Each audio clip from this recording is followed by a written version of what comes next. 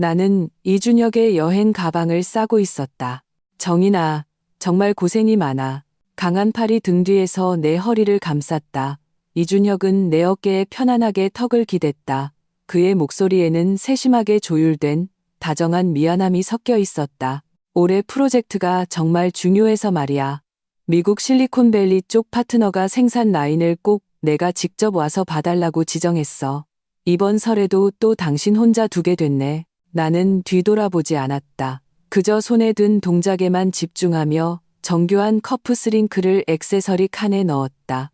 나는 심지어 그의 팔의 힘과 호흡의 빈도만으로도 그의 감정이 지금 얼마나 안정적인지 느낄 수 있었다.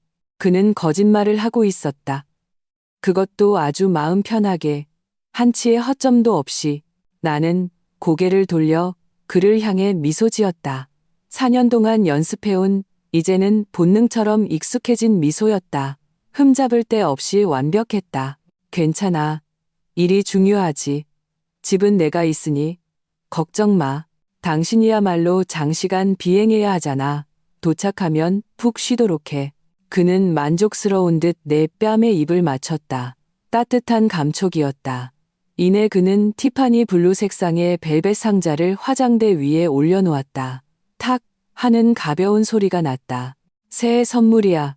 당신에 대한 보상. 마음에 드는지 봐. 나는 힐끗 쳐다보기만 하고 바로 열어보지는 않았다. 안에 무엇이 들어있을지 이미 알고 있었다. 값비싼 목걸이나 정교한 귀걸이, 매년 똑같았다. 감정의 부재를 물질적인 것으로 채우려는 것. 이것이 그가 늘 쓰던 수법이자 그가 영리하다고 자부하는 방식이었다. 그는 나처럼 이성적인 여자는 등가 교환으로 달랠 수 있다고 생각했다. 나는 하던 일을 계속했다. 넥타이, 손목시계, 면도기를 차례대로 제자리에 정리했다. 모든 동작은 정밀하고 차분했다. 마치 정교한 업무 절차를 수행하듯 어떤 감정의 방해도 허용하지 않았다. 결혼 5년. 우리의 삶은 내가 주도적으로 계획하고 그가 완벽하게 협조하는 하나의 상장 프로젝트 같았다. 역할 분담은 명확했고 서로 신뢰했으며 재무는 투명했고 목표는 일치했다. 수준 높은 딩크족의 삶을 즐기며 40세 이전의 경제적 자유를 이루고 세계 일주를 하는 것.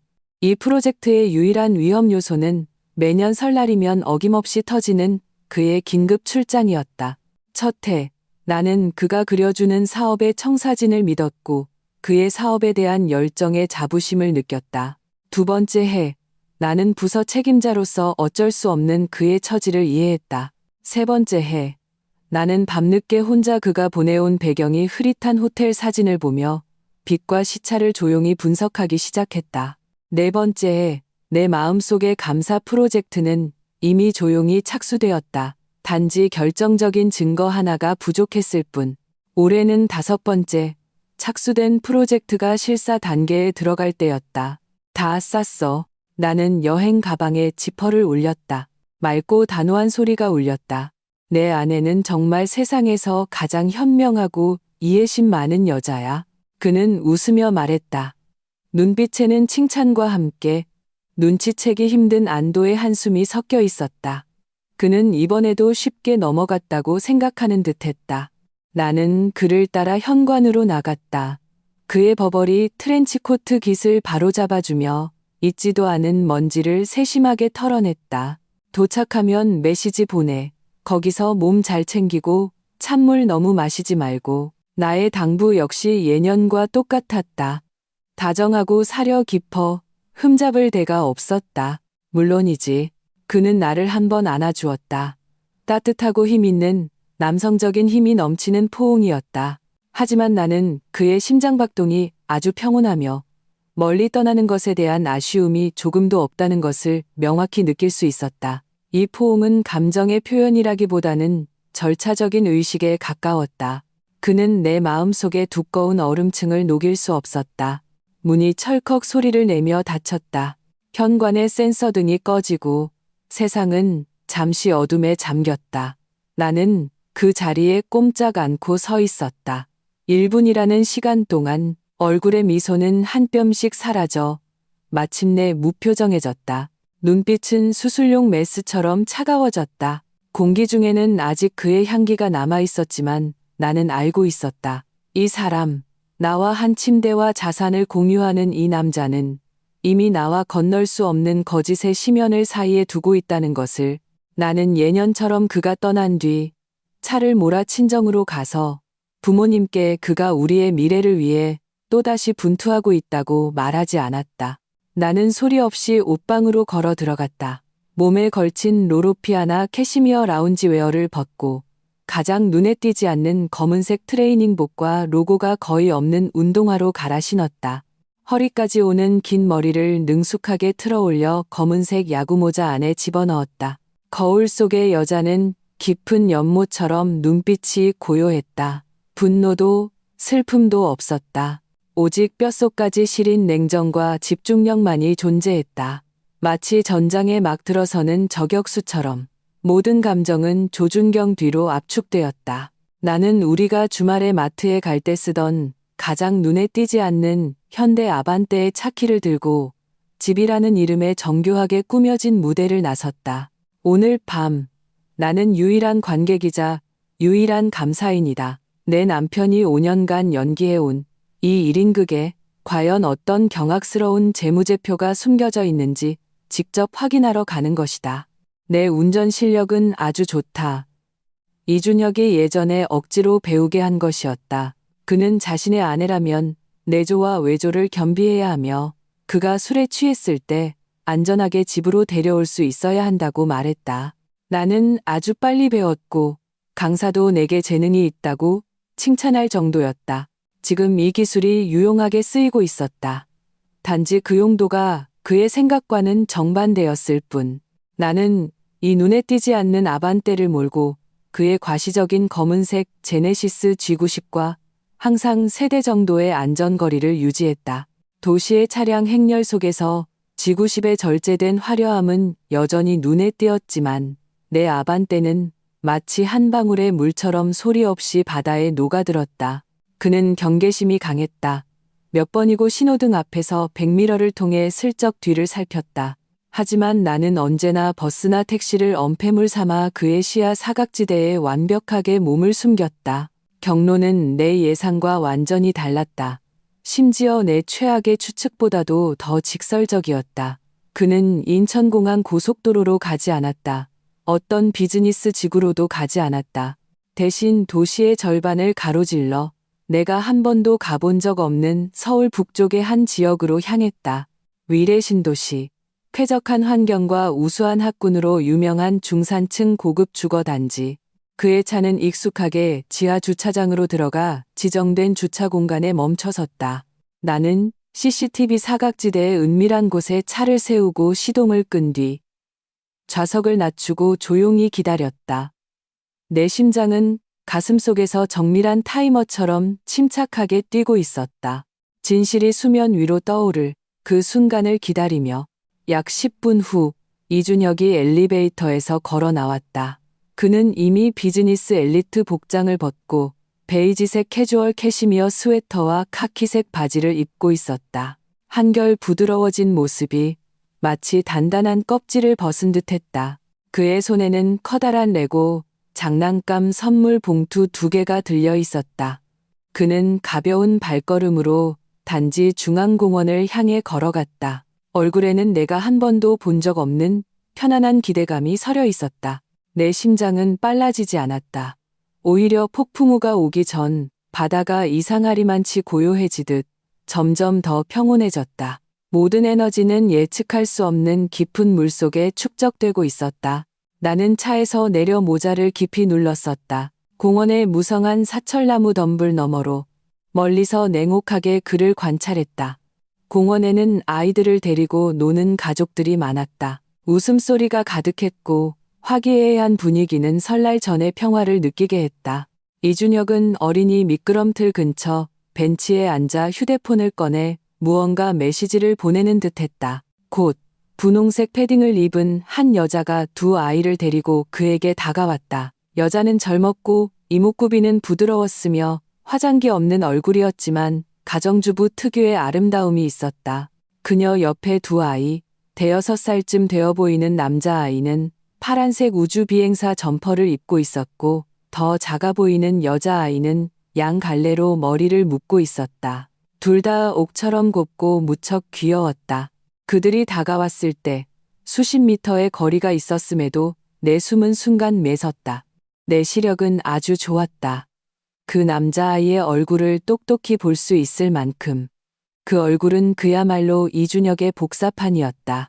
똑같은 눈매, 똑같은 오뚝한 콧날, 심지어 입술을 앙다물었을 때의 그 고집스러우면서도 약간 더이한 표정까지도 판박이었다. 유전자의 힘은 어떤 거짓말로도 가릴 수 없는 철증이었다. 준혁 씨, 오래 기다렸어? 여자가 웃으며 인사했다. 목소리에는 숨김없는 친밀함과 의존이 묻어났다. 아니, 방금 왔어. 이준혁은 일어서서 지극히 자연스럽게 여자의 손에 들린 캔버스 가방을 받아들었다. 그리고 두 팔을 벌렸다. 얼굴에는 내가 한 번도 본 적 없는 거리낌 없이 활짝 핀 미소가 피어났다. 아빠, 두 아이가 환호하며 즐거운 작은 새처럼 그의 품으로 달려들었다. 아빠, 이 단어는 얼음을 깨부수는 보이지 않는 칼날처럼 정확하고 깊숙이 내 심장을 찔렀다. 그리고 잔인하게 휘저었다. 우리는 딩크족으로 살기로 약속하지 않았나? 우리는 아이가 결혼의 짐이고 자유의 족쇄이며 삶의 질을 심각하게 떨어뜨린다고 생각하지 않았나?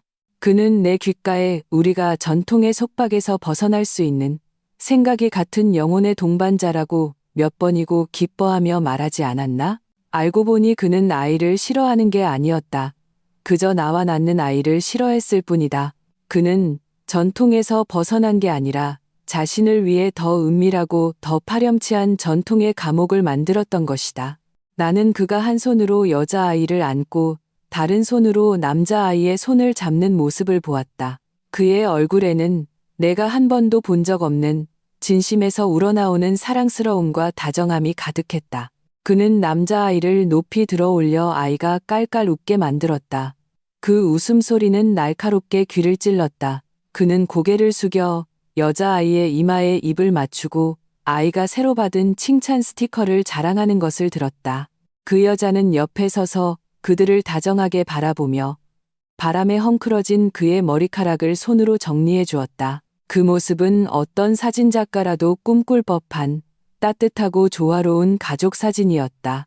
그런데 그의 법적인 아내는 지금 이 순간 시궁창 속의 관음증 환자처럼 숨어서 엿보고 있었다. 나는 휴대폰을 들어 동영상 모드로 바꾸고 초점을 최대로 당겨 그 눈부신 장면을 겨냥했다. 렌즈는 안정적이었고 한치의 떨림도 없었다. 내 손가락 또한 차가웠지만 안정적이었다. 나는 이 모든 것을 냉정하게 기록했다.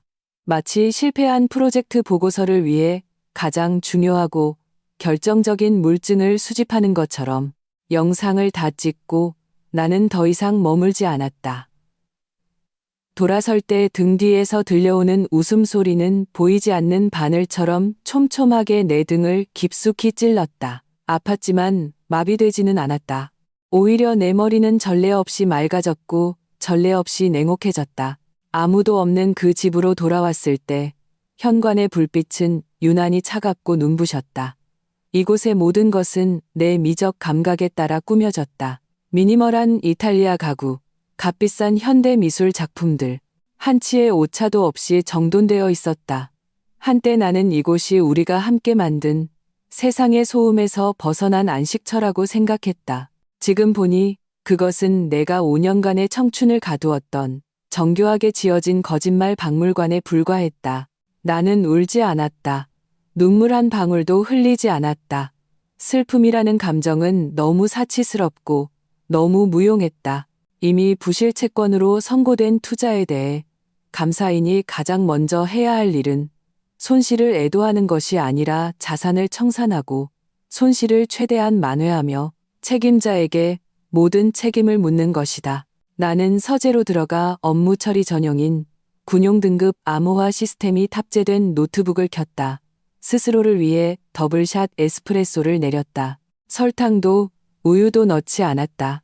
쓰고 뜨거운 액체가 목을 타고 내려가며 마치 불길처럼 내 마음속에 마지막으로 남은 온기를 남김없이 태워버렸다. 오직 단단하고 차가운 이성만이 남았다. 나 서정인, 국내 최고의 회계법인, 빅사 중 한 곳의 상무. 내가 가장 잘하는 일은 겉보기에는 아무 관련 없어 보이는 방대한 데이터 속에서 가장 깊이 숨겨진 허점, 사기, 그리고 진실을 찾아내는 것이다. 내 경력 동안 수많은 상장 기업의 복잡한 장부를 감사했고 몇몇 거물급 기업가들이 정교하게 설계한 재무 사기를 직접 법정에 세웠다. 오늘 밤 나는 내 결혼을 감사할 것이다. 내 남편 이준혁을. 나는 먼저 내가 직접 설계한 가족 재무관리 시스템에 침투했다. 우리 가족 공유 계좌에 최근 5년간 모든 거래 내역을 불러왔다. 이준혁의 수입은 높았지만 그의 모든 급여 통장과 재테크 계좌는 이 시스템에 연동되어 내가 통합 관리했다. 신뢰와 전문적인 역할 분담이라는 미명 아래 나는 한때 이것을 달콤하게 여기며 현대 부부의 가장 효율적인 협력 모델이라고 생각했다. 지금은 그저 내 직업 경력 중 가장 큰 아이러니라고 느껴질 뿐이다. 나는 수많은 고객의 재무 위험을 막아주었지만 정작 내 옆에 누운 남자의 가장 큰 재무 블랙홀은 꿰뚫어 보지 못했다. 나는 데이터 모델을 구축하기 시작했다. 내가 가장 잘하는 법의 학적 회계 감사 기법을 활용하여 모든 지출을 분류하고 표시하고 추적했다. 외식, 쇼핑, 출장, 경조사비, 투자. 수만 개의 데이터가 내 눈앞을 흘러갔고 나는 코드와 공식으로 그것들을 신속하게 해체하고 재구성했다. 곧 비정상적인 데이터 포인트들이 밤하늘의 반딧불처럼 하나둘씩 떠올랐다. 매년 설날 전후로 고급 유아용품점과 개인 산부인과를 향한 몇 건의 고액 결제가 있었다. 그는 이것을 고객 선물, 건강검진 비용 등의 애매한 항목으로 표시해 두었다. 매 분기마다 정확히 2천만 원이라는 고정된 금액이 낯선 여성의 계좌로 이체되었다. 5년 동안 한 번도 거른 적이 없었다. 메모는 항상 생활비라는 간단한 두 글자였다. 지난 5년간 수십 차례의 5성급 호텔 숙박 기록이 있었다. 장소는 서울 시내 및 근교 몇몇 도시에 걸쳐 있었다. 시간은 그의 야근이나 단기 출장과 완벽하게 일치했다. 그리고 이 호텔들의 청구서는 모두 동일한 회사명, 내가 한 번도 들어본 적 없는 페이퍼 컴퍼니 앞으로 발행되었다. 내 손가락은 키보드 위에서 맹렬히 움직였다. 한 줄 한 줄의 코드, 하나하나의 공식이 그가 거짓말과 전문 지식으로 엮어놓은 재무 네트워크를 한 겹 한 겹 벗겨냈다. 나는 냉혹한 외과 의사처럼 가장 날카로운 메스로 우리 결혼의 종양을 정확하게 해부했다. 그 안에서 이미 썩어 문드러지고 뿌리 깊게 얽힌 진실을 보았다. 데이터는 거짓말을 하지 않는다. 날이 밝아올 무렵 새벽빛이 블라인드 틈으로 서재에 스며들었다. 내 컴퓨터 화면에는 거미줄처럼 복잡한 관계도와 자금 흐름도가 완성되어 있었다. 중심점은 이준혁이었다.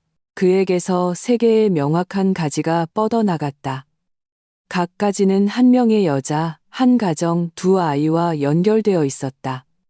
총 3명의 여자, 6명의 아이.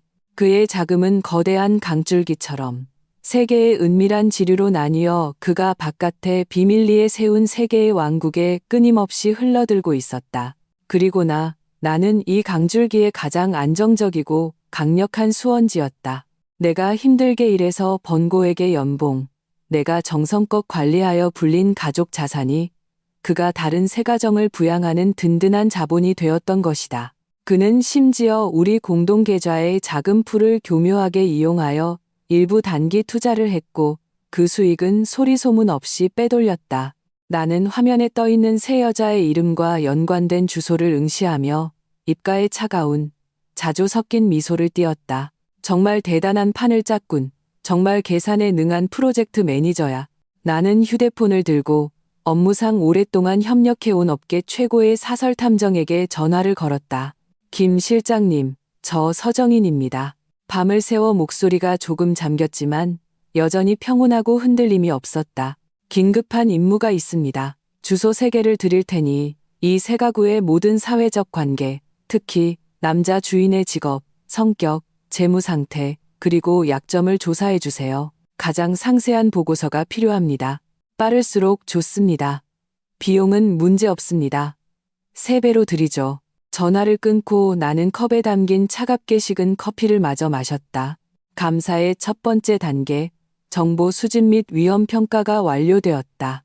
다음은 청산 계획 수립 및 실행이다. 김 실장의 효율성은 내 상상을 초월했다. 24시간도 채 되지 않아 전문적으로 편집되고 심층 분석된 암호화된 자료가 내 이메일로 도착했다. 이것은 단순한 정보 나열이 아니었다. 심지어 목표 인물에 대한 심리 프로파일링까지 포함되어 있었다. 나는 파일을 열었다.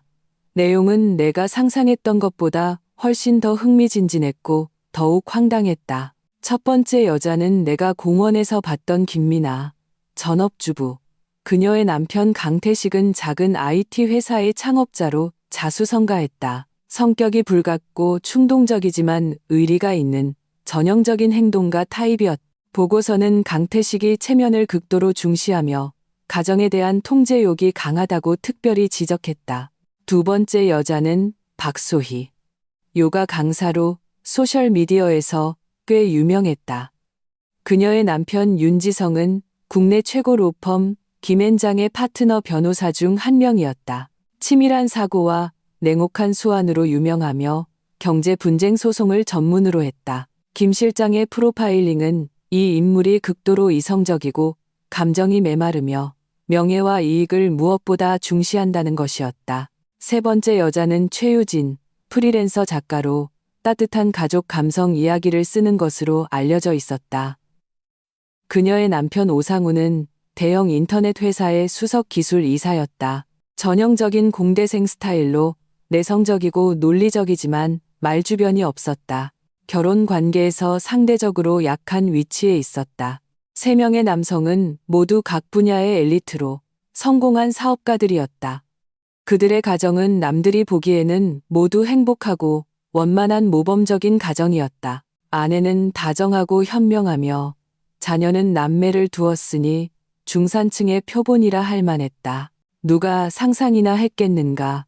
이 세 개의 푸른 모자가 이토록 가지런히 놀라울 정도로 비슷한 사이즈로 씌워져 있었다는 것을. 이준혁의 욕심과 계산은 다시 한번 내 인식의 한계를 넘어섰다. 그는 유부녀들만 골라 협력 대상으로 삼았다. 그렇게 함으로써 노출 위험을 최대한 줄이고 양육 비용과 책임을 완벽하게 전가할 수 있었다. 그는 심지어 일상의 자질구레한 일을 전혀 책임질 필요도 없었다. 그저 특정 시간에 나타나 관대한 연인이자 자상한 아버지 역할을 하기만 하면 손 안 대고 코를 풀며 그의 변태적인 대를 잇는 제왕의 꿈을 이룰 수 있었던 것이다. 그리고 이 3명의 속고 있는 남편들은 가장 비참한 도구가 되었다. 그의 아이를 키워주는 것뿐만 아니라 그에게 완벽하고 철옹성 같은 어무막을 제공해야 했다. 나는 컴퓨터를 끄고 값비싼 인체공학 의자에 기대에 눈을 감고 생각에 잠겼다. 1대1의 복수는 너무 단순하고 치명적인 타격을 줄 수 없다. 그것은 그저 막장 가족 드라마로 변질될 뿐이고 결국 친척들의 설득과 재산 다툼 속에서 그에게 빠져나갈 기회를 줄 것이다. 내가 원하는 것은 해방이 아니라 청산이다. 그가 정교하게 쌓아 올린 거짓의 제국이 한순간에 모든 사람 앞에서 철저히 무너져 내리는 것이다. 벽돌 한 장 남기지 않고. 그리고 최고의 무기는 바로 그의 소나기에서 놀아난 이 3명의 피해자들이었다. 그들의 분노가 이 거대한 불길을 지필 가장 맹렬한 연료가 될 것이다. 나는 이 연료들을 모으기 위해 직접 나서기로 결정했다. 나는 새로 만든 추적 불가능한 번호로 당신 가정의 비밀을 알고 있고 증거를 제공할 수 있는 사람이라는 명목으로 강태식, 윤지성, 오상우에게 각각 메시지를 보냈다. 다음 날 오후 보안 등급이 매우 높은 회원제 클럽의 독립된 다실에서 만나자고 약속했다. 나는 이것이 모험이라는 것을 알고 있었다. 특히 윤지성 같은 변호사에게는 그는 이것을 협박으로 오해하고 경찰에 바로 신고할 수도 있었다. 하지만 나는 그들의 내면 가장 깊은 공포를 정확히 찌르는 미끼 하나면 그들이 신고하려는 충동을 억누르고 약속 장소에 나오게 하기에 충분하다고 믿었다.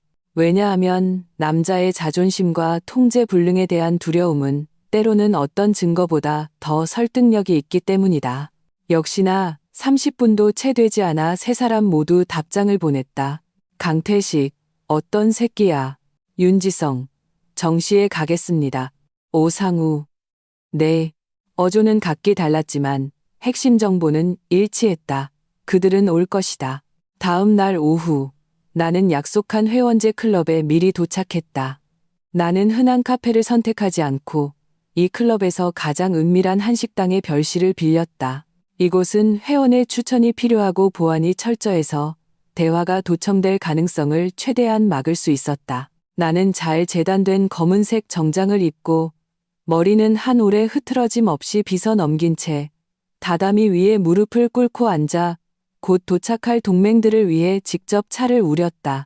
은은한 차 향기가 내 마음을 더욱 평온하게 했다. 강태식이 가장 먼저 도착했다. 그는 키가 크고 우람했으며 거의 문을 박차고 들어오다시피 했다. 거친 목소리로 소리쳤다. 어떤 놈이 장난질이야. 어디 있어? 뒤이어 윤지성이 들어왔다. 그는 몸에 잘 맞는 정장을 입고 금태 안경을 썼으며 눈빛은 매처럼 날카로웠다. 들어오자마자 그는 말없이 방의 구조를 훑어보며 감시 장비가 없는지 확인했다. 마지막으로야 내게 시선을 고정했다. 그 눈빛은 심사와 경계로 가득했다. 마지막은 오상우였다. 그는 백팩을 메고 체크무늬 셔츠를 입고 있었으며 다소 불안해 보였다. 전형적인 개발자의 모습이었다. 들어온 뒤로는 감히 나를 똑바로 쳐다보지도 못했다. 세 사람은 서로를 멀뚱히 쳐다보며 어색하고 긴장된 분위기를 자아냈다. 제가 여러분을 모셨습니다. 나는 평온하게 입을 열었다. 목소리는 크지 않았지만 강태식의 거친 숨소리를 명확하게 압도했다. 나는 손짓으로 그들에게 앉으라고 권했다. 앉으시죠. 차가 막 우려졌습니다. 자기소개를 하죠. 저는 서정인, 이준혁의 아내입니다. 이준혁? 강태식은 미간을 찌푸렸다. 그에게는 낯선 이름이었다. 윤지성의 안경 너머로는 금빛 섬광이 스쳤다. 그는 분명 핵심 정보를 포착했다. 아내, 그는 말없이 내 맞은편에 앉았다. 나는 쓸데없는 말을 하지 않고 바로 가져온 태블릿 PC를 켰다. 무선 미러링을 통해 별실에 있던 LCD TV를 내 발표 화면으로 만들었다. 여기 계신 분들은 제 남편을 모르실 수도 있겠지만 이분들은 아실 겁니다. 나는 재생 버튼을 눌렀다. 첫 번째 사진은 이준혁과 김미나, 그리고 그들의 두 아이가 공원에서 다정하게 교감하는 장면이었다. 고화질의 구도는 완벽했고 상업 광고처럼 따뜻했다. 강태식의 얼굴이 순식간에 굳어졌다. 주먹은 즉시 꽉 쥐어졌고 손등에는 핏줄이 붉어졌다. 두 번째 사진은 이준혁이 박소희의 허리를 감싸고 미슐랭 일식당을 나서는 장면이었다. 박소희는 활짝 웃고 있었고 손에는 에르메스 쇼핑백이 들려 있었다. 윤지성은 몸을 살짝 뒤로 젖히고 안경을 고쳤었다. 눈빛은 순식간에 얼어붙은 호수처럼 차가워졌다. 세 번째 사진은 이준혁과 최유진이 두 아이를 데리고 롯데월드에 간 모습이었다. 그는 한 아이의 신발끈을 묶어주기 위해 무릎을 꿇고 있었다. 화면은 아이돌 드라마처럼 다정했다. 오상우의 호흡이 가빠지고 입술이 미세하게 떨리며 얼굴이 창백해졌다. 그리고 나는 가장 결정적인 슬라이드를 띄웠다. 6아이의 고화질 증명사진이 나란히 놓여 있었고 그 아래에는 내가 전문 이미지 분석 소프트웨어를 사용하여 그들의 얼굴과 이준혁의 얼굴 주요 특징, 눈썹뼈, 콧날, 입술 모양을 겹쳐 비교한 그림이 있었다. 유사도는 소름 끼칠 정도로 높았다. 여러분 모두 똑똑한 분들이니 명확하게 보이실 겁니다. 내 목소리에는 한치의 흔들림도 없었다. 마치 지극히 냉정한 재무 분석 보고를 하는 것 같았다. 여러분의 자녀들이 제 남편과 매우 닮았습니다. 이건 우연일 수도 있겠죠. 나는 다음 페이지로 넘겼다. 이준혁이 그 새 여자 계좌로 송금한 기록이었다. 모든 거래의 금액, 시간, 메모가 명확하게 찍혀 있었다.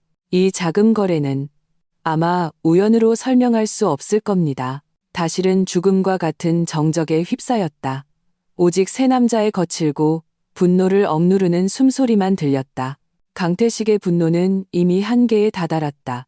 그는 더 이상 참지 못하고 앞에 낮은 테이블에 주먹을 내리쳤다. 찻잔이 튀어오르고 찬물이 튀었다. 개자식. 김미나 그년. 내가 그놈들을 찢어 죽일 거야. 윤지성은 그보다 훨씬 냉정했다. 그는 안경을 밀어 올리며 사포로 나무를 문지르는 듯한 거친 목소리로 말했다. 서정인 씨, 우리를 부른 목적이 단지 이것들을 보여주기 위함은 아닐 텐데요. 무엇을 원하십니까? 제가 원하는 건 여러분과 같습니다. 나는 그의 눈을 똑바로 쳐다보았다. 법정에서 사람의 마음을 꿰뚫어 보는데 익숙한 그 눈을. 저는 단순한 이혼을 원하지 않습니다. 저는 청산을 원합니다. 그가 자신의 사기 행위에 대해 법적, 경제적으로 최고의 대가를 치르게 하는 것. 저는 그가 사회적으로 매장되고 모든 것을 잃고 영원히 재기할 수 없게 만들고 싶습니다.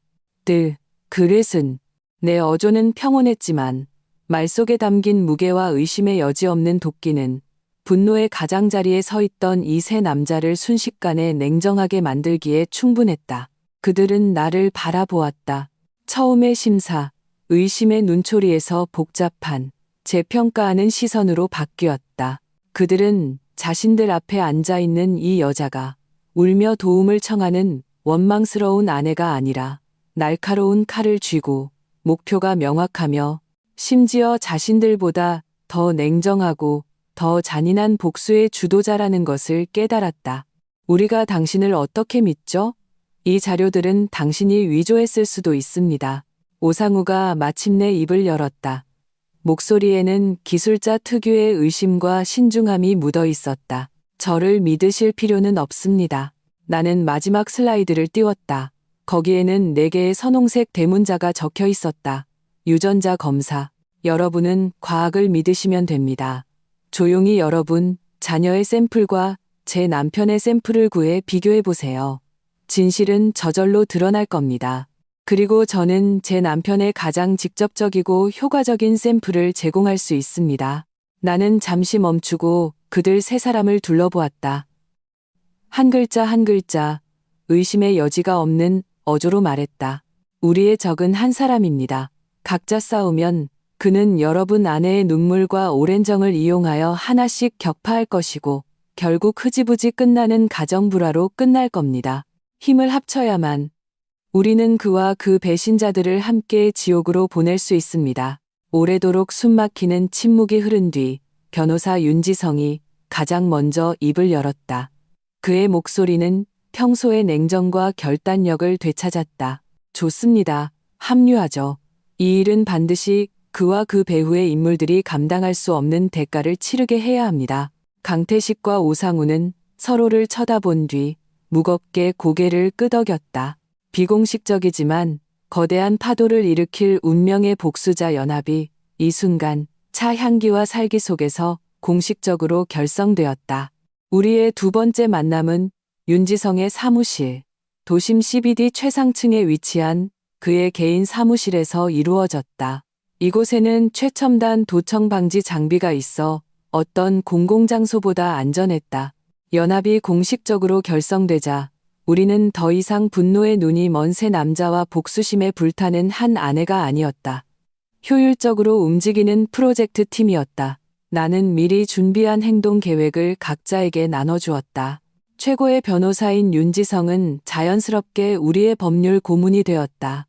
그는 사건 전체의 법적 맥락을 정리하고 앞으로의 모든 행동에 합법성을 부여하는 역할을 맡았다.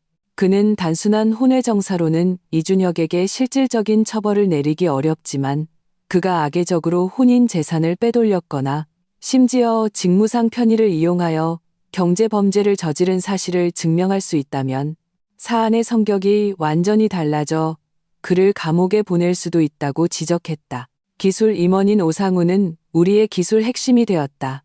그는 디지털 영역의 증거 수집을 책임졌다. 그는 기술적 수단을 이용하여 이준혁이 삭제한 인터넷 기록, 이메일, 클라우드 암호화 데이터를 복구하고 심지어 그의 페이퍼 컴퍼니 자금 흐름을 추적하여 완벽하고 반박 불가능한 전자증거 체인을 구축하겠다고 약속했다. 강태식은 성격은 불같지만 인맥이 넓고 수완이 좋았다.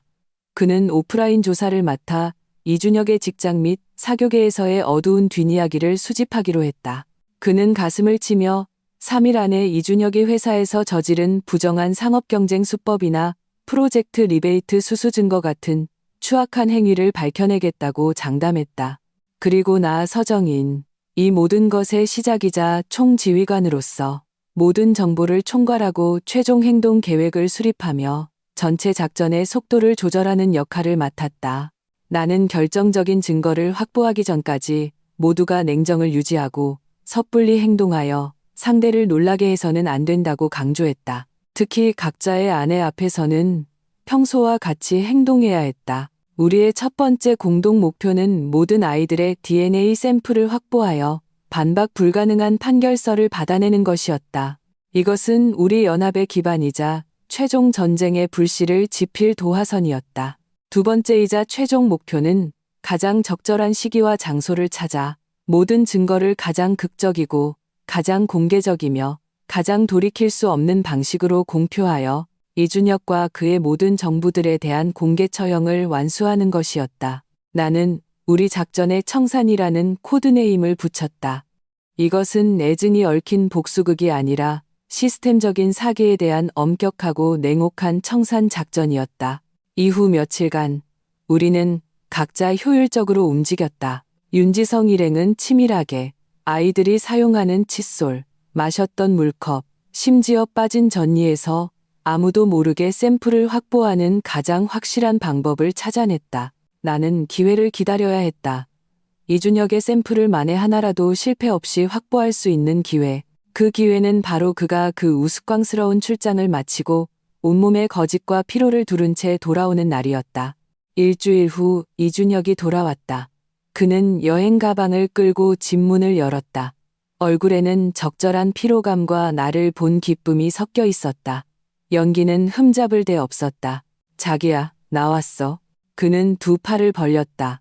멀리 항해를 마치고 돌아온 남편처럼 나는 그를 맞이하며 포옹했다. 지난 4년 동안의 매번처럼 다정하고 사려 깊게 나는 그의 몸에서 늘 쓰던 시더우드 향 외에 우리 집 것이 아닌 달콤한 여성 향수 냄새가 섞여 있다는 것을 명확하게 맡을 수 있었다. 아마 샤넬 샹스였을 것이다. 속이 메스꺼웠지만 얼굴에는 여전히 완벽하고 다정한 미소가 있었다. 고생했어. 피곤해 보이네. 내가 목욕물 받아줄게. 나는 그를 위해 갈아입을 옷을 준비해 주었고 그가 욕실에 들어갔을 때 그의 더러운 옷을 세탁하기 위해 가져갔다. 그의 셔츠를 펼치자 갈색으로 염색한 긴 머리카락 한 올이 조용히 떨어졌다. 나는 무표정하게 그것을 주워 깨끗한 티슈에 조심스럽게 싸서 주머니에 넣었다. 그리고 나는 세탁실이 아닌 서재로 들어갔다. 내 전문 도구 상자를 열어 멸균 증거 봉투와 핀셋을 꺼냈다. 그가 목욕을 마치고 내가 준비한 실내복으로 갈아입은 뒤 소파에 편안하게 누워 TV를 볼 때 나는 욕실로 들어갔다. 욕실은 수증기로 자욱했다. 나는 냉정하게 장갑을 끼고 배수구에서 그의 머리카락 몇 가닥을 조심스럽게 집어 올렸다. 그리고 그가 방금 사용한 빗에서도 선명한 모낭이 달린 몇 가닥을 떼어냈다. 이 모든 것을 마친 뒤 나는 심지어 그가 빨래 바구니에 던져 넣은 속옷도 다른 증거 봉투에 넣었다. 다중 샘플 교차 검증. 이것은 감사인의 기본 소양이다. 샘플은 완벽하게 손에 들어왔다. 밤에 그는 신체적인 친밀함으로 자신의 부재에 대한 죄책감을 메우려는 듯했다. 말 사이사이에는 나에 대한 그리움이 가득했다. 나는 거절하지 않았다. 심지어 평소보다 더 열정적으로 반응했다.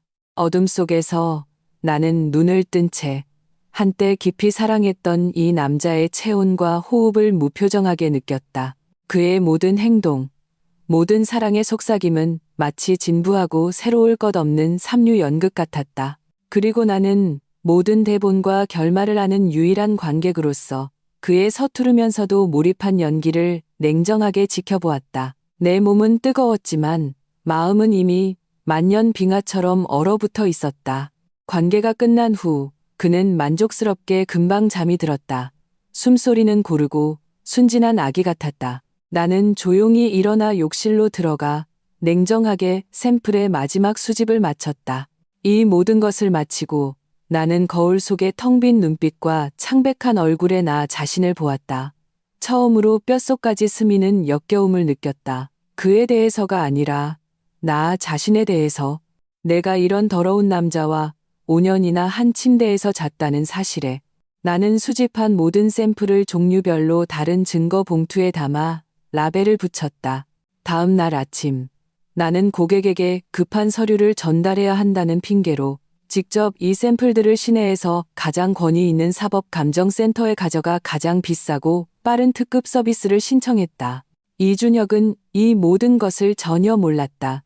그는 여전히 좋은 남편 역할을 하며 나를 세심하게 챙기고 우리의 미래에 대한 아름다운 계획을 늘어놓았다. 그는 심지어 몰디브 여행 책자를 꺼내 이 일이 끝나면 둘만의 신혼여행 같은 새해를 보내자고 나와 상의했다. 나는 미소 지으며 고개를 끄덕였다. 책자에 실린 푸른 바다와 하얀 모래사장을 보며 마음속으로는 이렇게 생각했다. 당신의 미래에는 내가 없어. 몰디브도 없고, 그리고 내 미래에도 더 이상 당신은 없을 거야. 당신의 다음 여행지는 섬의 낙원이 아니라 법정의 피고인석이야. 3일 후, 평범한 오후, 4개의 누런 봉투에 밀봉된 특급 감정 보고서가 내 통의 사망 선고서처럼 윤지성의 사무실에 있는 값비싼 원목 책상 위에 조용히 놓여 있었다.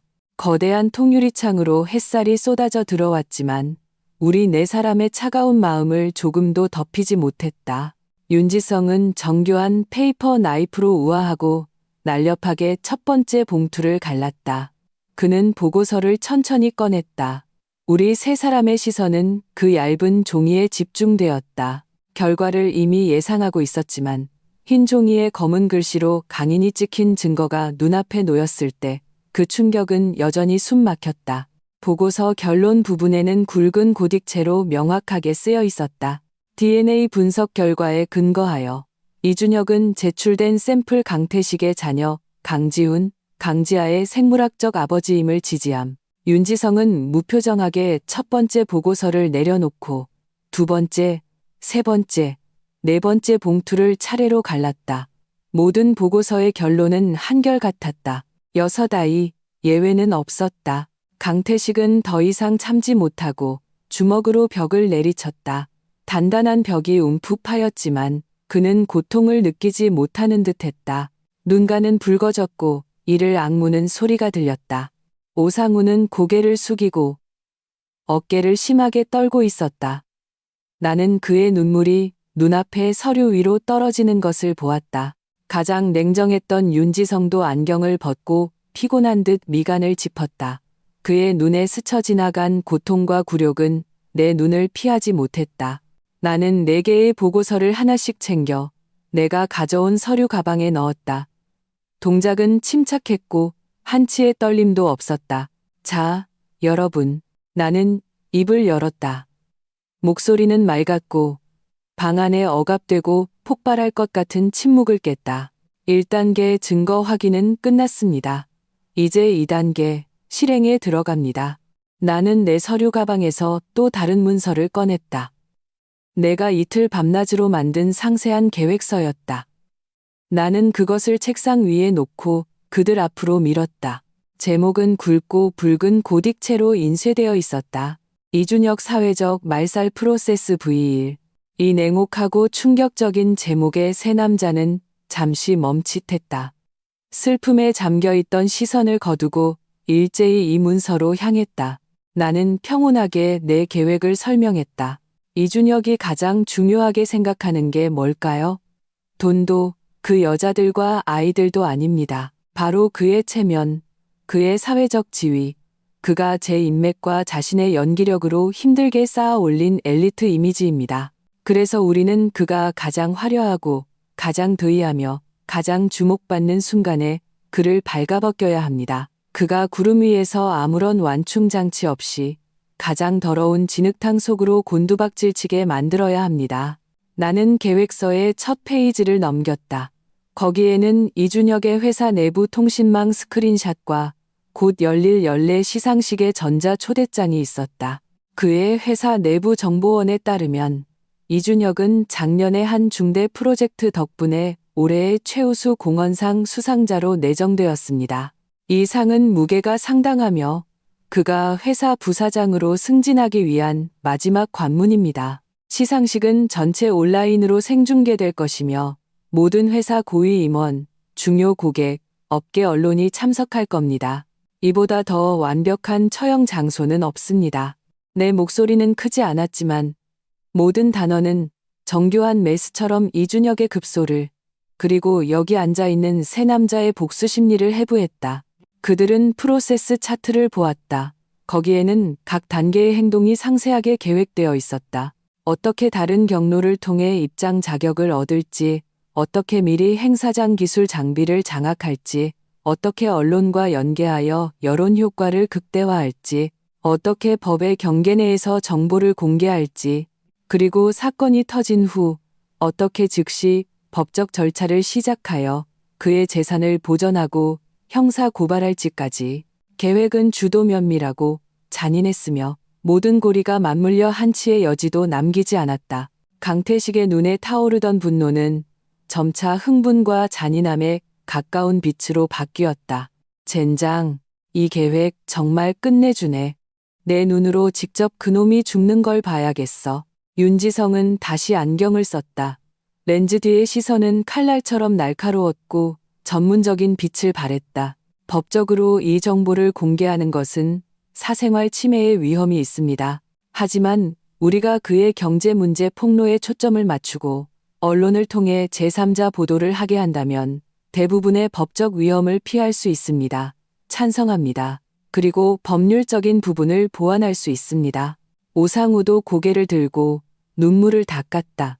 그의 눈빛에는 더 이상 나약함과 슬픔이 아닌 최고의 기술 전문가로서의 복수의 불꽃이 타오르고 있었다.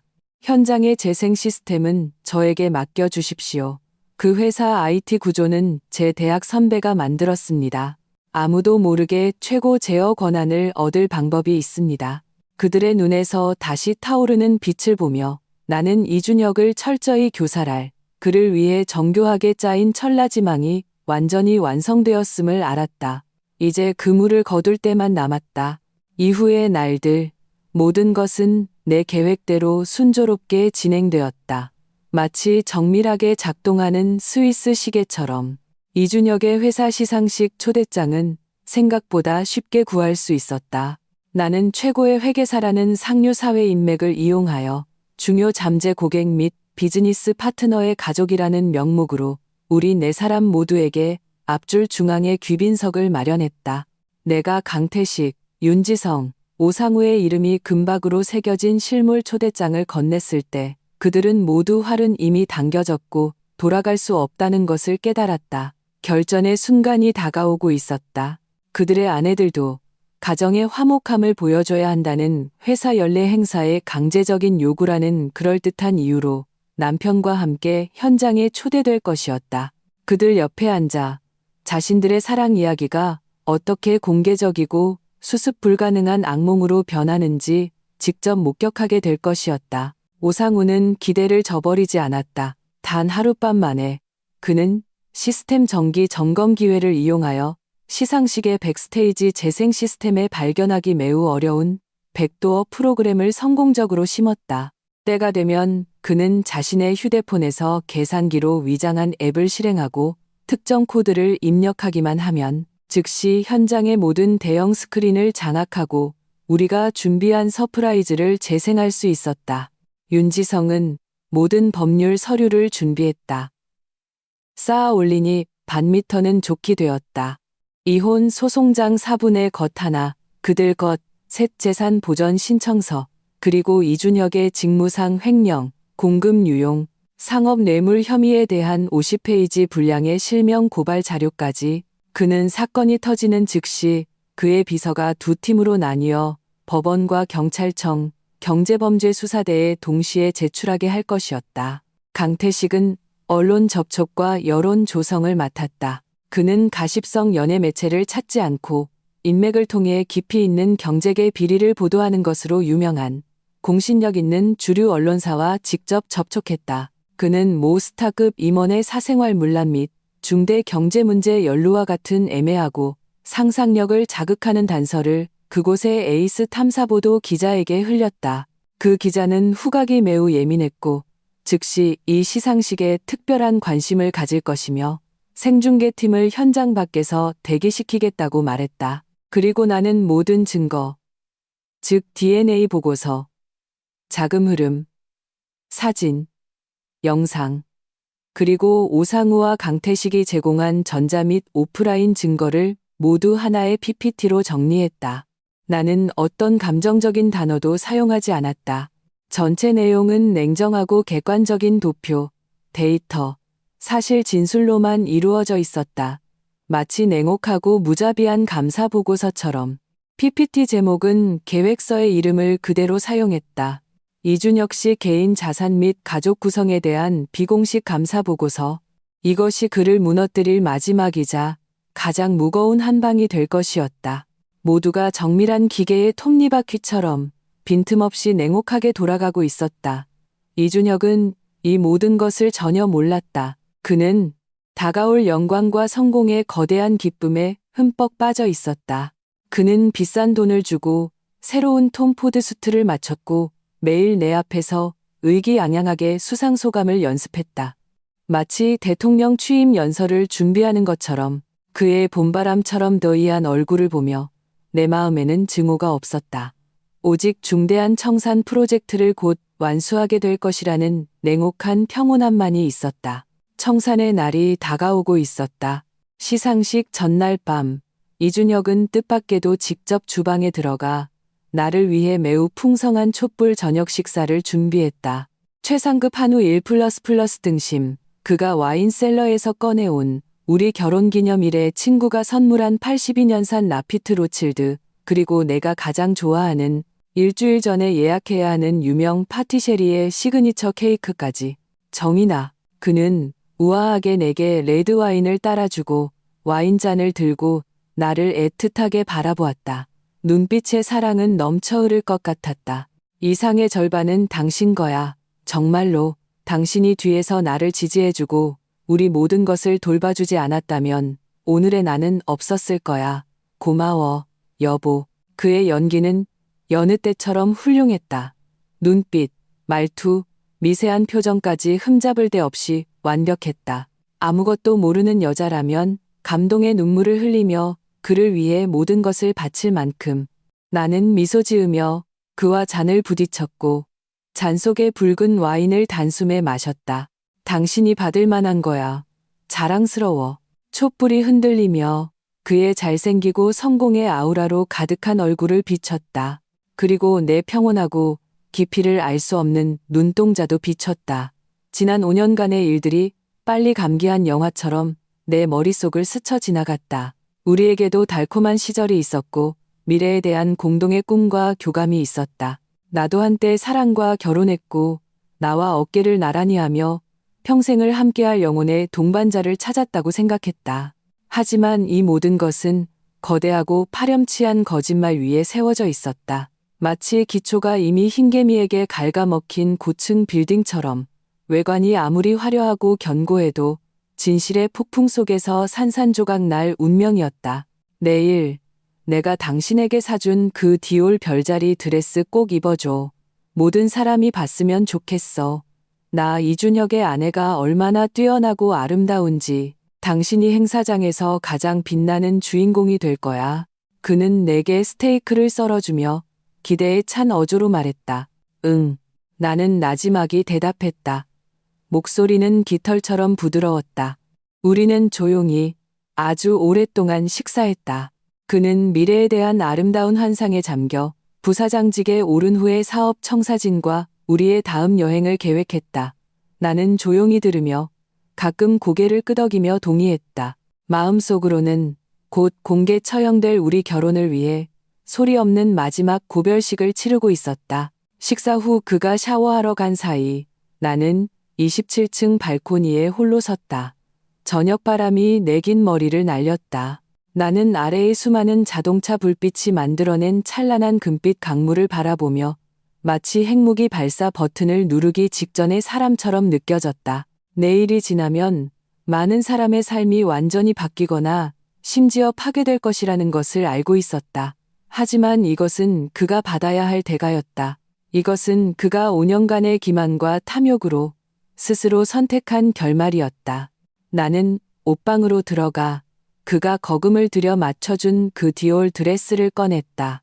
드레스에는 수천 개의 자잘한 스와로브스키 크리스털이 박혀 있어 불빛 아래서 반짝이며 흐르는 은하수처럼 보였다. 숨막히게 아름다웠다. 나는 그 차갑고 화려한 옷감을 부드럽게 쓰다듬고 옷장 가장 깊은 곳에 다시 걸었다. 그리고 방진 커버를 씌웠다. 내일 나는 그것을 입지 않을 것이다. 심판의 날에는 화려한 옷이 필요 없다. 검은색 정장은 내가 그를 위해 보내는 장례식 예복이다. 연례 시상식장은 도시에서 가장 호화로운 7성급 호텔 연회장에 마련되었다. 화려하게 빛나는 연회장에는 명사들이 모여 있었고 공기 중에는 성공과 샴페인 향이 떠다녔다. 나는 세련되게 재단된 로우컷 블랙 정장 스커트를 입고 귀빈석 첫 줄 중앙에 앉았다. 시야는 최고였다. 내 왼쪽에는 마찬가지로 정장을 차려입은 윤지성이 앉아 있었다. 그의 아내 박소희는 그의 팔짱을 낀 채 립스틱을 고치며 이런 행사의 지루함과 위선에 대해 작게 불평하고 있었다. 내 오른쪽에는 강태식과 오상우가 있었다. 그들의 아내 김민아와 최유진도 화려하게 차려입고 곁에 있었다. 아무것도 모르는 세 명의 여성은 때때로 속삭이며 무대 위 어느 임원의 가십을 흥미롭게 이야기하고 육아 정보를 공유했다. 얼마나 아이러니하고 얼마나 비극적인 장면인가. 그들은 곧 자신들의 인생 선택에 대해 뼈아픈 대가를 치르게 될 것이었다. 이준혁은 마지막 수상자로서 주빈석에 앉아 회사의 최고위층과 담소를 나누며 여유로운 모습을 보였다. 그는 나를 발견하고 얽히고 설킨 사람들 사이로 내게 잔을 들어 보였다. 봐, 이것이 우리 공동의 영광이야 라고 말하는 듯한 자신감 넘치고 애정 어린 미소를 지었다. 나는 평온하고 흠잡을 데 없는 미소로 화답했다. 그는 내 곁에 있는 평범해 보이는 이 세 명의 남성이 죽은 사람을 보는 듯한 차가운 눈빛으로 그를 주시하고 있다는 것을 알아차리지 못했다. 시상식은 정해진 순서대로 진행되었다. 길고 지루했다. 마침내 모두가 조금 지루해질 무렵 진행자가 흥분과 감격에 찬 한 옥타브 높아진 목소리로 그의 이름을 불렀다. 자, 이제 올해 가장 무게감 있는 상, 최우수 공헌상의 수상자를 가장 뜨거운 박수로 맞이해 주시기 바랍니다. 우리 마케팅부의 리더 이준혁 상무님 무대로 올라와 주십시오. 장내에는 우레와 같은 박수 소리가 터져나왔고 오랫동안 그치지 않았다. 수많은 스포트라이트가 순식간에 그에게 집중되어 그를 행사장의 유일하고 신성한 초점으로 만들었다. 그는 넥타이를 바로잡고 심호흡을 했다. 얼굴에는 완벽한 겸손함과 감출 수 없는 흥분된 미소가 어렸다. 의기양양하게 무대로 걸어가 머리가 희끗희끗한 회사 회장님의 손에서 무한한 영광을 상징하는 순금 크리스털 트로피를 받아들었다. 그는 연단 앞에 섰다. 아래에 앉은 수백 쌍의 부러움과 존경에 찬 눈빛, 그리고 인터넷 생중계 화면 속에서 대박을 외치고 있는 수만 쌍의 눈빛을 마주했다. 바로 지금이다. 나는 옆자리의 오상우가 테이블보 아래에서 무심한 척 휴대폰을 꺼내 계산기로 위장한 앱을 열고 차분하게 코드를 입력한 뒤 엔터키를 누르는 것을 보았다. 반대편의 윤지성은 행사장 입구에 서 있던 검은 정장에 이어폰을 낀 비서에게 살짝 고개를 끄덕였다. 그 비서는 즉시 몸을 돌려 빠르게 행사장을 빠져나갔다. 그의 손에는 경찰에 제출될 모든 자료가 들려 있었다. 강태식은 휴대폰을 꺼내 호텔 커피숍에서 이미 대기하고 있던 경제부 기자에게 약속된 문자 메시지를 보냈다. 쇼 시작, 기사 송고 준비. 그리고 나는 그저 의자 등받이에 조용히 기댄 채 더 편안한 자세를 잡았다. 마치 영화 시작을 기다리는 평범한 관객처럼 내가 직접 감독하고 막대한 비용을 들인 이 연례 대작을 감상할 준비를 했다. 존경하는 회장님, 존경하는 임원 여러분, 내외 귀빈 여러분, 그리고 사랑하는 동료 여러분, 안녕하십니까?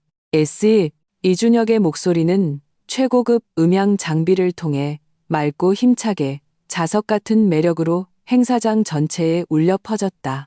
그는 미소를 띤 채 자신감 있게 이미 수없이 연습하여 완벽하게 외운 수상 소감을 시작했다. 이 상을 받게 되어 무한한 영광입니다. 저는 먼저 저에게 이런 플랫폼을 제공해준 회사에 감사드립니다. 저를 믿고 키워주신 리더분들께 감사드립니다. 그리고 제 팀의 모든 동료들의 노고에 감사드립니다. 그는 감격에 차서 말했고 아래에서는 예의 바르고 열렬한 박수가 터져나왔다. 그의 시선은 청중을 훑었고 마침내 정확하게 내게 멈췄다. 눈빛에는 녹여낼 수 없는 깊은 사랑과 애정이 가득했다. 마지막으로, 그리고 가장 중요하게, 저는 제 아내 서정인에게 가장 감사하고 싶습니다. 그녀가 지난 5년간 변함없이 묵묵히 지지해주고 헌신하지 않았다면, 그녀가 저를 위해 모든 것을 돌봐주어 제가 아무 걱정 없이 일에 매진할 수 있게 해주지 않았다면 오늘의 저는 절대로 없었을 것입니다. 자기야, 이 영광은 우리 두 사람의 것입니다. 그는 말을 마치고 내게 애정 어린 손키스를 날렸다. 생중계의 채팅창은 순식간에 너무 달달해 신선 커플, 남의 사랑에 또 눈물 흘리는 나 같은 댓글로 도배되었다. 아래에 앉아있던 김미나, 박소희, 최유진의 얼굴은 살짝 굳어졌다. 입가에는 질투와 아쉬움이 스쳤지만 금세 완벽하게 감췄다. 바로 그때 이준혁의 등 뒤에 있던 100제곱미터가 넘는 고화질 LED 메인 스크린이 깜빡였다. 원래 회사 로고와 그의 개인 프로필 사진을 반복 재생하던 배경 영상이 순식간에 사라졌다. 대신 차가운 짙은 남색 배경과 함께 마치 피로 쓴 듯한 거대한 흰색 제목이 나타났다. 이준혁 씨 개인 자산 및 가족 구성에 대한 비공식 감사 보고서. 장내는 술렁였다. 모두가 기술적인 문제라고 생각하며 웅성거리는 소리와 놀라는 소리를 냈다. 이준혁도 등 뒤에 이상과 아래의 소란을 분명히 알아차렸다. 연설이 중단되자 그의 얼굴에 불쾌감이 스쳤고 의아한 듯 뒤를 돌아보았다. 그가 그 글자를 똑똑히 본 순간 그의 얼굴의 미소는 완전히 굳어버렸다. 마치 영하 50도의 한파에 순식간에 얼어붙은 것처럼. 그가 반응하기도 전에 PPT는 자동으로 다음 페이지로 넘어갔다. 왼쪽에는 그의 고화질 증명사진이 잘생기고 정직해 보였다. 오른쪽에는 6아이의 사진이 있었다. 남자 셋, 여자 셋, 천진난만했다. 사진 아래에는 권위 있는 사법감정센터에서 발급한 DNA 보고서, 스캔본 4개가 있었다. 결정적인 결론 부분은 눈에 띄는 붉은색 상자로 강조되어 확대 표시되었다.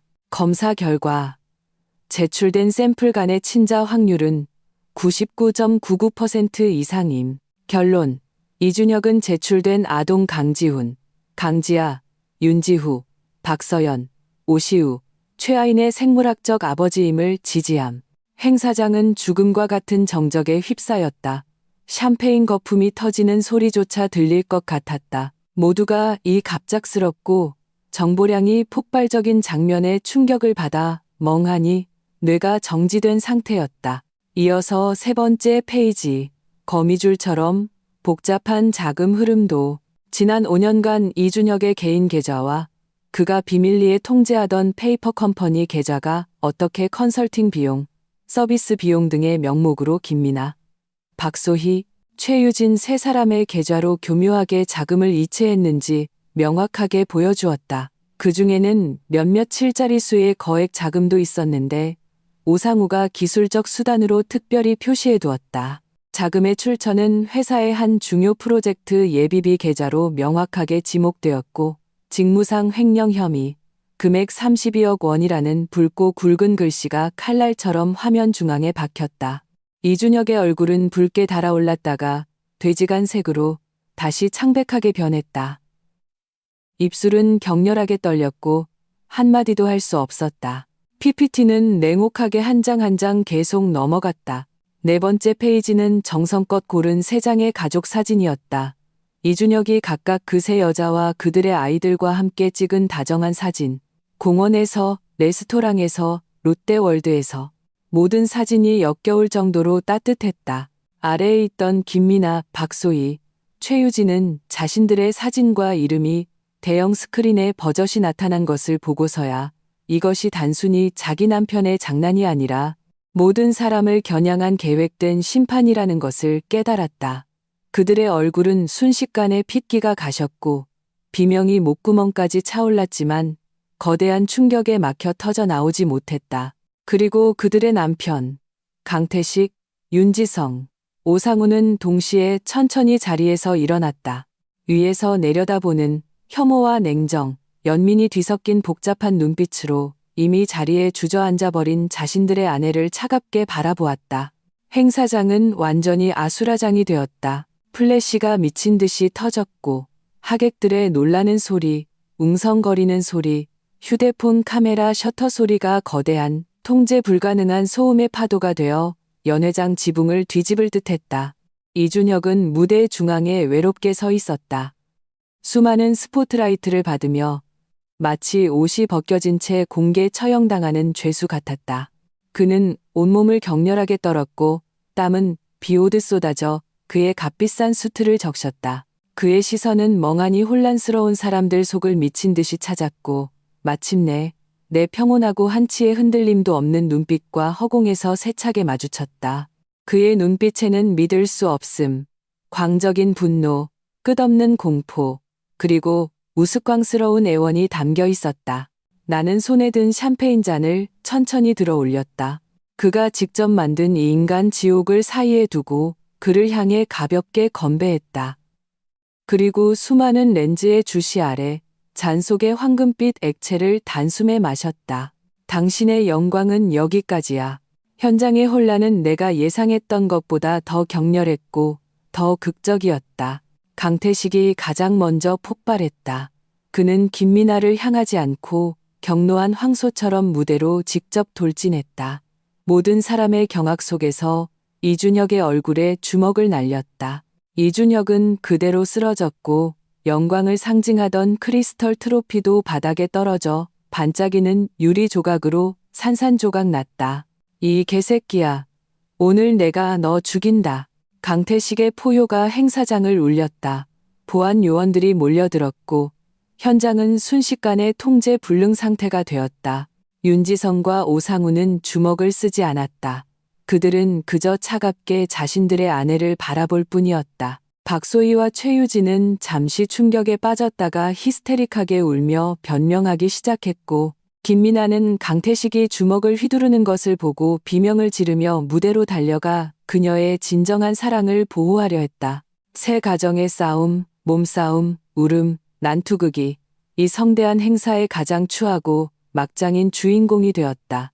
회사 고위층은 소뚜껑처럼 시커멓게 굳은 얼굴로 즉시 보안 요원들에게 싸우는 사람들을 강제로 떼어놓고 이미 넋이 나가 피투성이가 된 이준혁을 끌어내리라고 지시했다. 나는 등 뒤의 아수라장을 무시하고 가장 혼란스러운 순간에 자리에서 일어났다. 한치의 흐트러짐도 없는 내 검은색 정장을 바로잡고 유유히 인파를 거슬러 이 수라장을 빠져나왔다. 다음 날 아침 도미노는 파죽지세로 무너지기 시작했다. 이준혁이 속한 회사는 매우 엄격한 어조의 긴급 공지를 발표했다. 이사회 직속의 특별조사팀을 구성하여 이준혁의 심각한 규율 위반 및 직무상 횡령 혐의를 철저히 조사하고 이미 그를 사법기관에 인계했다고 밝혔다. 내가 위임한 변호사는 동시에 법원에 이혼 소송 및 재산 보전 신청을 제출했다. 첨부된 증거는 내가 정리한 PPT의 완전판으로 수백 페이지에 달했다. 이준혁이 5년간 모든 호텔 투숙 시간, 장소, 방 번호, 그리고 그 세 여자와의 모든 자금 거래 내역까지 상세하게 기록되어 있었다. 인터넷 여론은 완전히 폭발했다. 현장 영상은 수많은 버전으로 편집되어 온갖 조롱 섞인 음악과 함께 소셜 네트워크에서 미친 듯이 퍼져나갔다.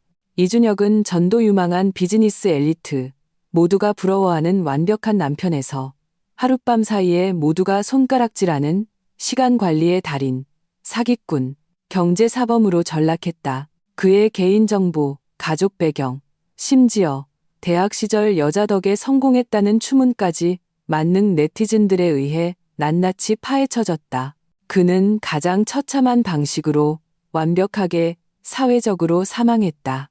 그 세 가정도 해체의 위기에 빠졌다. 강태식은 그날 밤 바로 폭력을 휘둘렀고 김미나와 파출소까지 가는 소동을 벌이며 단호하게 이혼을 요구했다. 윤지성은 가장 빠르고 전문적인 수단으로 이혼 소송을 제기했고 아이들의 양육권을 요구하는 것뿐만 아니라 박소희에게 거액의 정신적 피해 보상과 지난 수년간의 양육비를 청구했다. 오상우는 말없이 아이들을 데리고 고향으로 돌아가 모든 사람의 연락처를 차단하고 다시는 나타나지 않았다. 5년간 공들여 계획된 사기극은 결국 가장 처참하고 공개적인 방식으로 막을 내렸다. 모든 사람이 이 폭풍에 휘말려 정신없이 허둥대고 비참해졌다. 그리고 이 폭풍의 창조자이자 총감독은 마치 냉혹한 구경꾼처럼 평온하게 모든 상황에서 벗어나 있었다. 사건이 터진 지 사흘 후 나는 집에서 여유롭게 애프터눈 티를 즐기고 있었다. 낯선 번호로 전화가 걸려왔다. 그라는 것을 알았다. 그는 경찰 조사를 받고 잠시 보석으로 풀려났지만 모든 통신 기기와 계좌는 감시당하고 있었다. 그가 새 번호를 구해 내게 전화한 것을 보면 꽤나 애를 썼을 것이다. 나는 통화 버튼을 누르고 스피커폰을 켰다. 휴대폰을 테이블에 놓고 마카롱을 계속 맛보았다. 전화기 저편에서는 폭풍을 억누르는 긴 침묵이 흘렀다. 그리고 이준혁의 갈라지고 거의 변조된 목소리가 들려왔다. 왜, 서정인, 왜 그랬어? 그의 목소리에는 예전의 온화함이나 위장된 애정은 더 이상 없었다. 오직 히스테릭한 질문과 야수 같은 분노의 울부짖음만이 남아 있었다. 우리 5년간의 부부의 정이 당신 눈에는 그렇게 아무것도 아니었어? 그렇게 내가 미웠어? 굳이 이렇게 가장 악독한 방식으로 나를 죽음으로 몰아넣어야만 했어? 나는 마카롱 한 조각을 잘라 입에 넣었다. 질리도록 달았다. 나는 조용히 들으며 그의 말을 끊지 않았다. 내가 침묵하자 그는 더욱 흥분하여 입에 담지 못할 욕설을 퍼붓기 시작했다. 내가 생각할 수 있는 가장 악독한 언어로 나를 공격했다.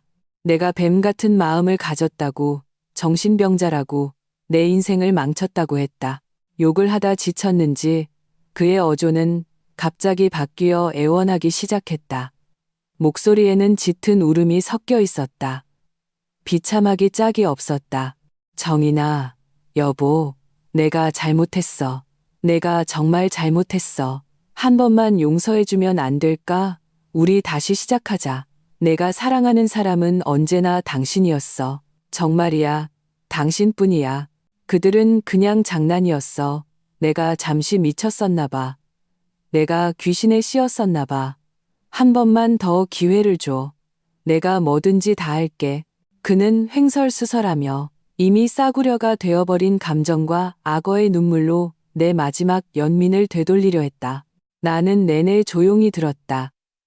전화기 저편에 그가 격렬한 감정 기복과 절망으로 심하게 기침하며 거의 숨을 쉬지 못할 때까지 그가 잠시 멈춘 틈을 타 나는 마침내 입을 열었다. 냅킨으로 우아하게 입가를 닫고 한치의 흔들림도 없는 마치 AI 음성처럼 표준적이고 냉담한 목소리로 말했다.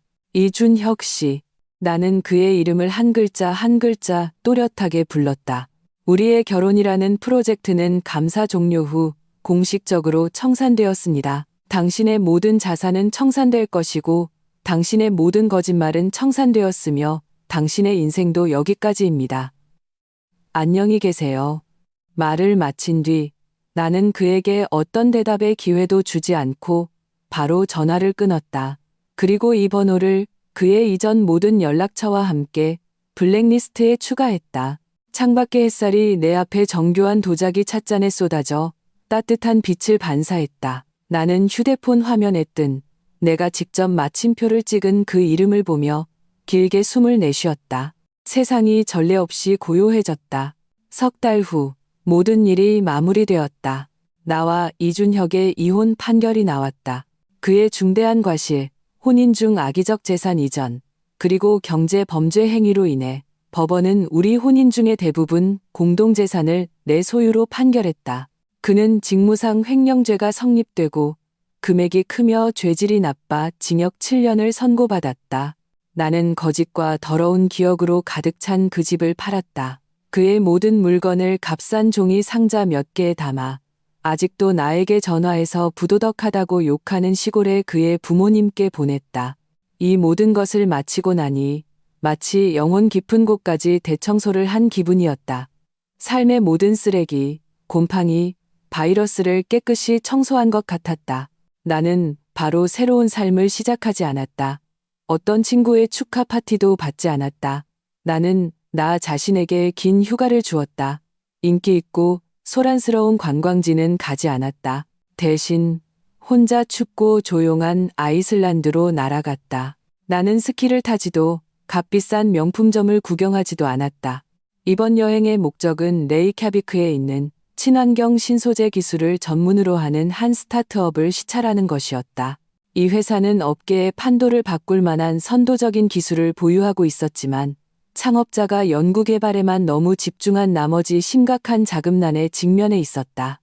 이것은 내가 전문 채널을 통해 거의 100개의 프로젝트를 검토한 후 찾아낸 먼지 속에 묻힌 진주였다.